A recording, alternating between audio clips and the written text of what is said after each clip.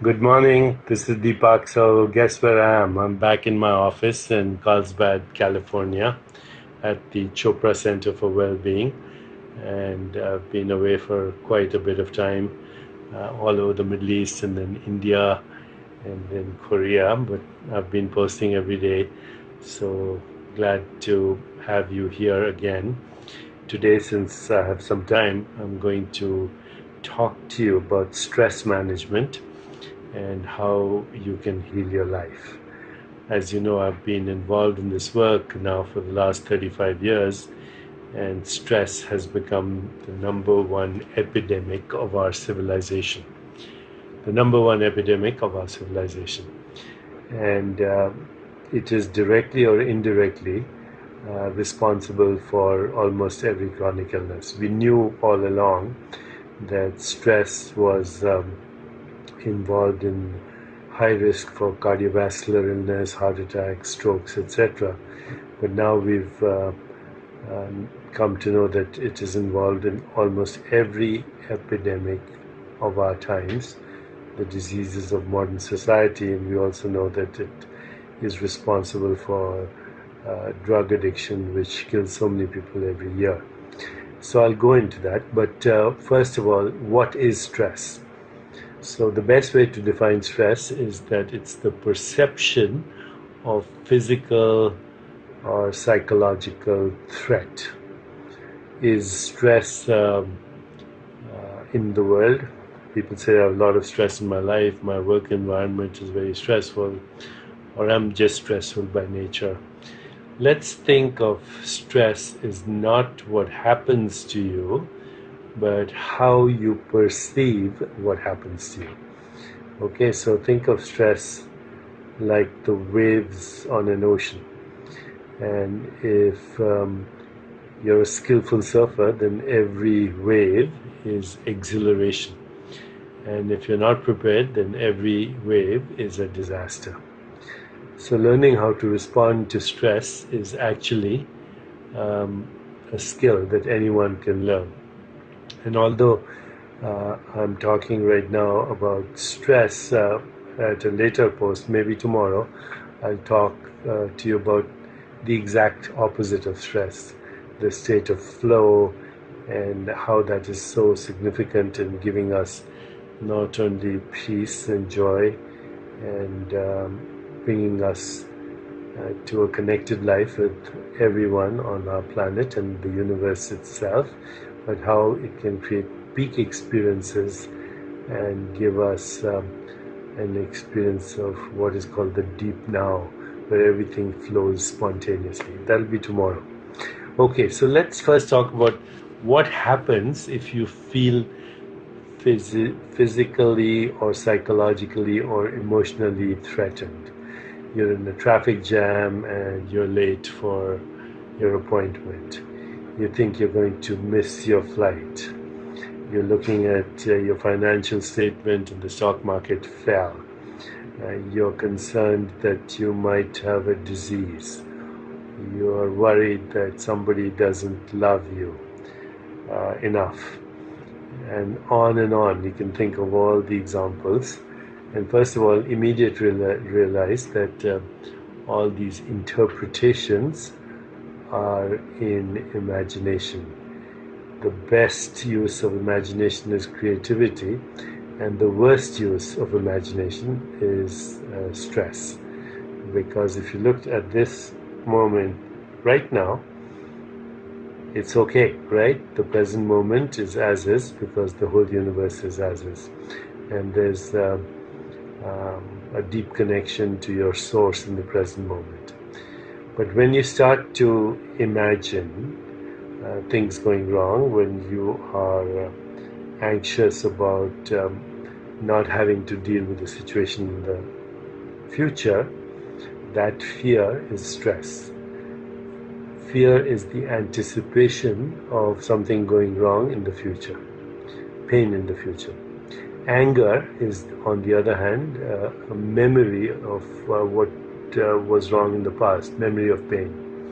And that anger can lead to resentment, a need for vengeance, hostility, which is a very toxic emotion. Actually, anger, a short outburst of anger can be okay, but when you have hostility and grievances, that creates a lot of toxicity in your body. So, anger is remembered pain. Hostility is the need to get even. Guilt and shame is directing that whole response back at yourself because somehow you think you are to blame.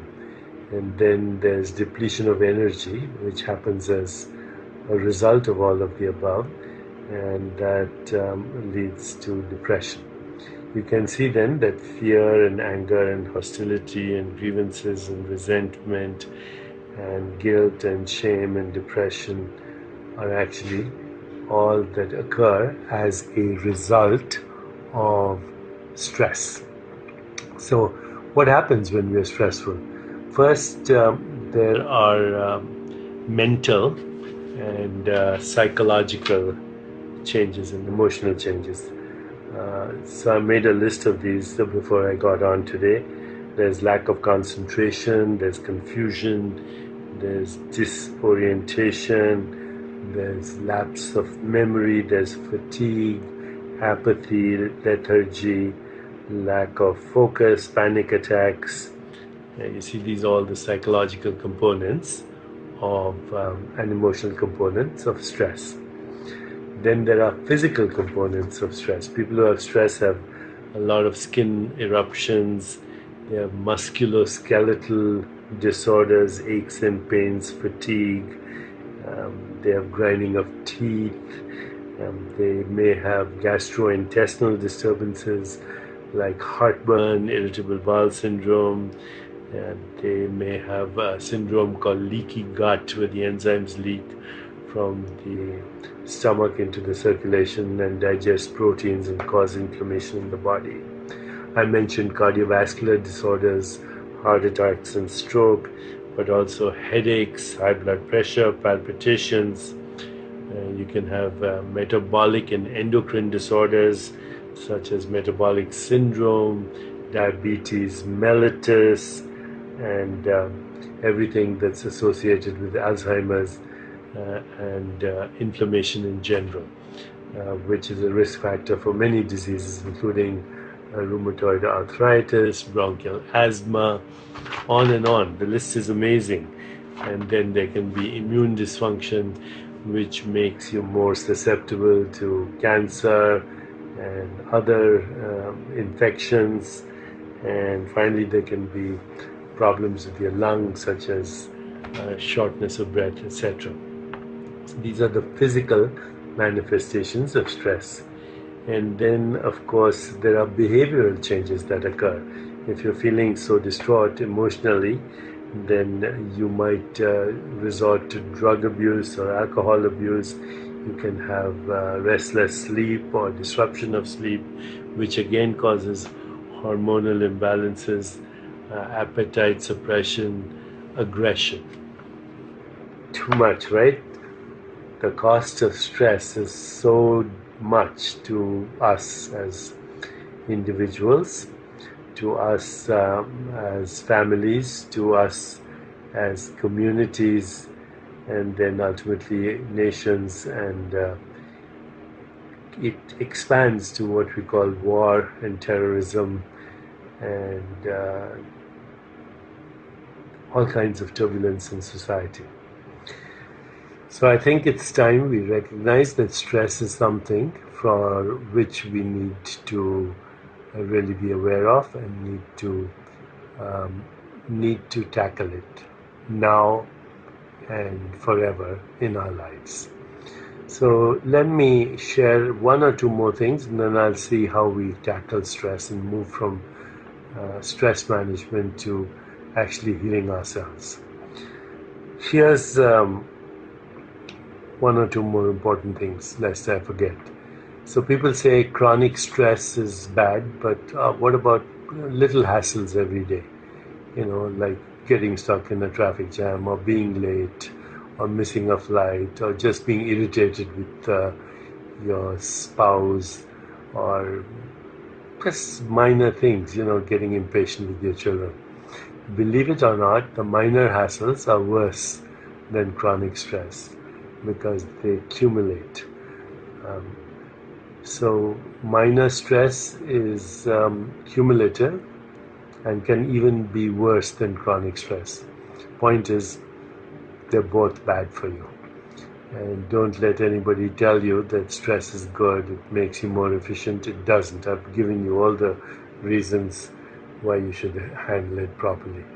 Because of all the emotional disturbances, the behavioral disturbances, the physical disturbances, and ultimately carried nationally to war, which is the ultimate expression of aggression. Okay, here's something you can do in this moment, and I'd like you to do it right now. Okay, I'd like you to do it right now. So just become aware as you're even listening to me and you're watching me. Just become aware of your breath. I'm going to show you a short breathing meditation. So become aware of your breath. Become aware of your breath as it moves in through your nostrils and then as it moves out through your nostrils. If you want, you can even add a mantra. So on the in-breath, mentally use the sound so, or the word ho, so. So on the inhale, hum on the exhale. Okay, breath awareness. This is called Vipassana. Now start to intentionally engage in your breathing. So as you breathe in, count up to 5. As you breathe out, count again up to 5. Breathe in, so. Breathe out, hum, so, hum, so, hum. Do it on your own, and you can keep looking at me, you can even keep listening to me, but 10 seconds for a complete breath. Okay? And you can practice the mantra 10 seconds for a complete breath, which means you'll end up with 6 breaths in a minute. And when you end up with 6 breaths in a minute, that will start to increase your heart rate variability, which means that you're getting relaxed, and which also means that your vagus nerve is being stimulated, and something called resonance is being produced in your body, a coherent biofield. So keep doing that. Breathe in slowly to the count of 5 using the mantra so. Breathe out slowly to the count of 5 and about 6 breaths a minute. Breathe through your nostrils.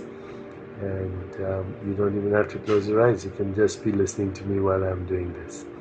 And I hope you're noticing that everything is calming down, that you're actually not experiencing any agitation at this moment, and that in fact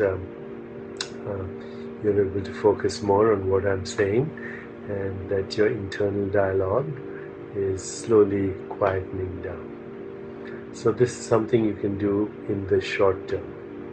Over the long term, you can actually come to this place of peace anytime by just bringing awareness to any one thing that's happening in your body. So awareness to your breath, awareness to sensations in your body, awareness to a very specific perceptual object in your environment, awareness to an emotion such as love or thinking about somebody that you love, awareness to a thought, awareness to your heart, awareness to your internal organs.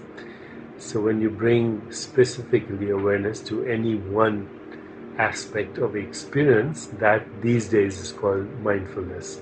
It's not the correct word because it's not mindfulness. The awareness of a thought is not a thought. The awareness of a perceptual object is not the perceptual object. The awareness of a sensation is not the sensation. So what is it? It is the awareness in which thoughts come and go. It's the awareness in which perceptions come and go. It's the awareness in which perceptual objects are experienced. So we have two kinds of awareness. One is referred to as consciousness. When you're conscious, your consciousness of something. Like I could be conscious of my cell phone, or I could be conscious of the computer there, or I could be conscious of a sensation. But awareness is that in which that experience is occurring. Okay? So when you're focused on one object, whether it's a perceptual object or when you're focused on one emotion, that, let's call that focused awareness. Okay? Focused awareness or consciousness. But when you are just aware of being aware, that is referred to as pure awareness. I'm not trying to make this complicated, but this is very useful. So right now, you're looking at me, I think on your mobile device. Just try this. As you're looking at me, shift your focus of attention from looking at the image on your screen to the space between the screen and yourself. So shift your focus of attention from the image on your screen to the space between the screen and yourself. And suddenly you're in field awareness. I hope you get that. Field awareness is unfocused awareness. It's awareness of space. Awareness of space between your cell phone and you. Now become aware of the space around you. And as you're aware of the space around you, shift your awareness to any object around you. And now from the object back to the space. So when you have your awareness on an object that's focused, and when you defocus, unfocused awareness, and it's in space, that's field. Focused awareness, localized awareness, non-local awareness.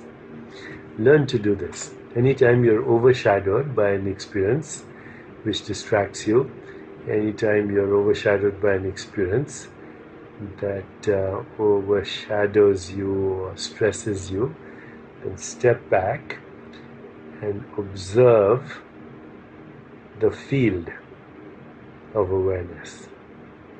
And when you observe the field of awareness, you will realize that all experience is in time, but you, the source of experience, in which the experience arises, in which the experience is known, in which the experience subsides, is you, awareness. And that is not in time. This will lead you slowly to change your relationship with time. When our relationship with time is that it's always in the past or in the future, then that creates something called time sickness. You start to run out of time. And if you start to run out of time, then that speeds up your blood pressure, that increases your heart rate, that does all the things we talked about stress, time sickness. And if you then have a heart attack or something, you have run out of your time. You have run out of time, physically, literally. So, change your relationship with time by moving to the timeless part, that is your own being. Your own being is not in time. Feeling, thinking, perceiving, experience is in time, but you are not in time. The more you get in touch with your own timeless being, the more you will be free of time. So the more you will also understand that you can fully engage in experience and enjoy the experience without being bound by experience. So in many wisdom traditions of the world, this is called being free of the bondage of karma. Karma is in time. Karma is the prison of our ego. And to be free of karma is to be free of the prison that occurs as a result of being bound or imprisoned or attached to experience. So what I'm sharing with you is how to detach from the experience and yet be fully engaged in the experience. Therefore, not bound or imprisoned by the experience. Therefore, free from karma. This is the state that is called established in being, engage in action. Established in being, perform action. In the Bhagavad Gita, in Sanskrit, prakratim swam vashtbhai vishrajami puna puna. Going back within myself, I create again and again, but I am free of karma. I'm free of karma. This is how you engage in the creative response, which is what we want. And from here you can realize that freedom is just awareness.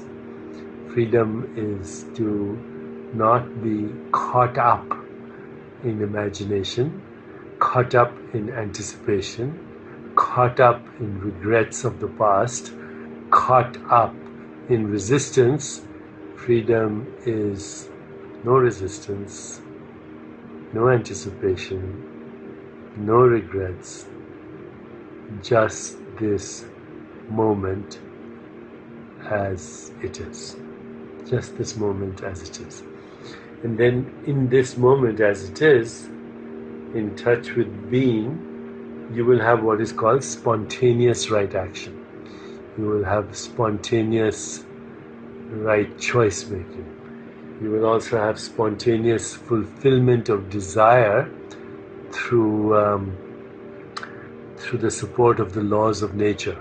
Spontaneous fulfillment of desire through synchronicity. Spontaneous choices without thinking about the choices. Making conscious choices without having to worry about the consequences of the choice, because you are connecting to the source of your own experience, which is ultimately the source of all experience, because the ground of your being is the ground of all being. This is what you need to remember. Okay, so you can always be centered no matter what the situation is, no matter what the circumstances, what the event. You can separate the moment from the situation surrounding the moment, and you can be free.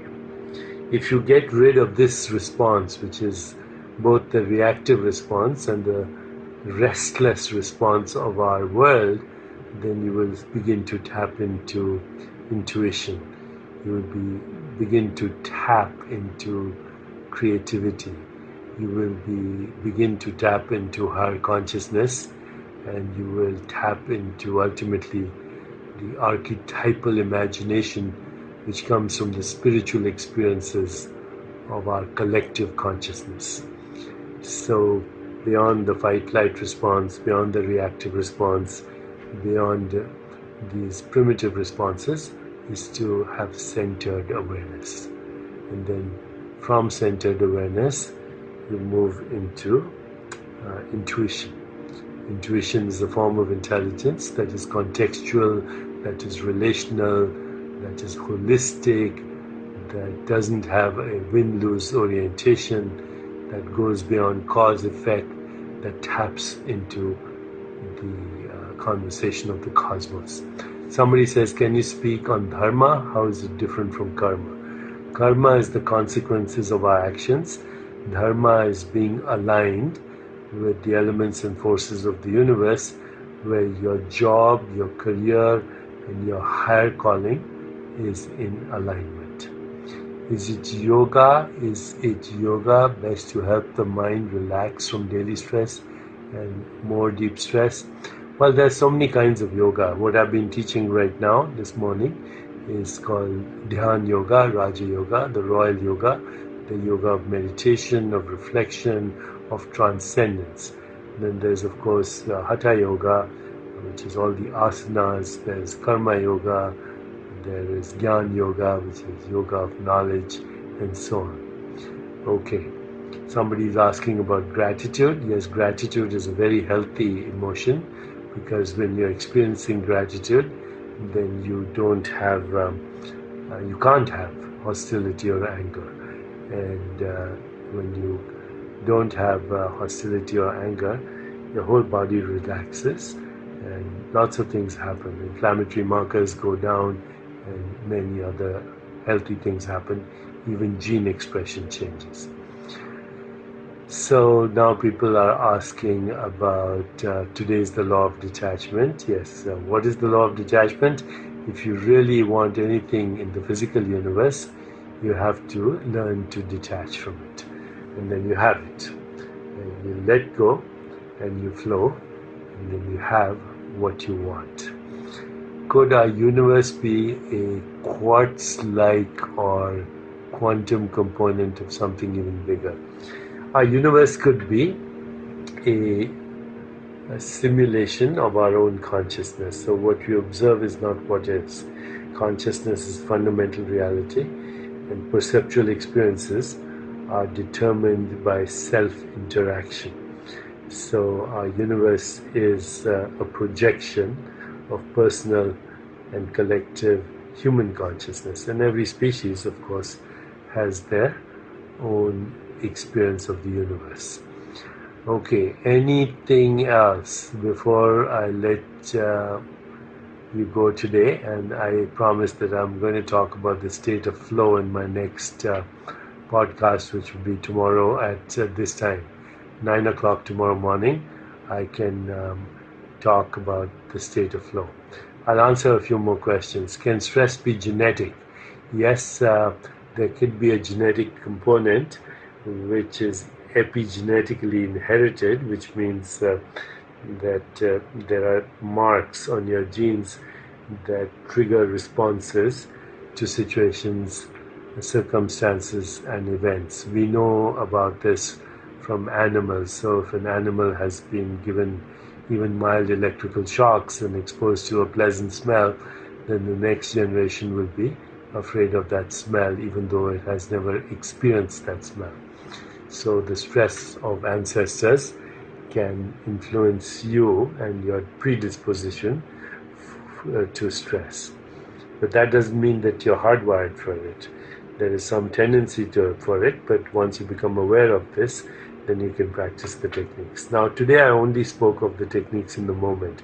A regular practice of meditation, getting a massage, doing exercise, doing yoga, doing breathing techniques, listening to music, reciting poetry, dance, ballet, art, theater, watching movies, especially movies that have beautiful love stories and movies that make you laugh. These are all things that can help you deal with stress. So when you let go of wanting money, you will earn more money. Well, first of all, if you want to make more money, you have to say, how can I contribute to the well-being of society? So to my customers, how can I contribute to the well-being of my customers? How can I contribute to the well-being of my employees? How can I contribute to the well-being of my investors? And well-being means well-being in every way: physical, emotional, career, financial, and then you will make money.